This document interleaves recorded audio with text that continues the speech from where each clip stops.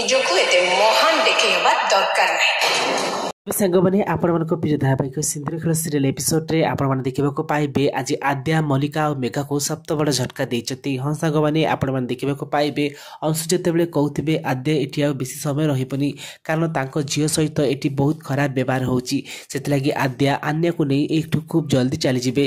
एक कथा शुणी मल्लिका और मेघा बहुत खुशी हो जाते। ठीक समय आद्या आसी कहे नाई अंशु मुझे कुआड़े भी जीविनी मो निष्पत्ति को बदल सारी अन्य को एका करी मुझे कुआड़े भी जीविनी। एक कथा शुणी मल्लिका कहते अरे बा पुणी थर तो निष्पत्ति बदल देलु। आपर मेघा कहते देख आद्या तू अन्य कथा चिंता करनी आज पर्यंत अन्य को आमे ही पाली आसीलु आगू पालू। एक कथा शुणी आद्या कहते मेघा मैडम पालिबा आ निजर भावी पालिबा भितर बहुत फरक थाए तमें अन्य को केबे भी निजर भाविन। एक कथा मुझे जानी आज जिते अन्य साथी एमती किसी घटीगला से आपण मैंने कौटी थे। एक कथा शुणी मेघा और मल्लिका पाटी चुप हो जाए। तो फ्रेंड्स आपण कौन लगुच आद्या कौन मेघा को एमती कही ठीक कही जदि हाँ ताली येस बोली कमेंट करेंगे।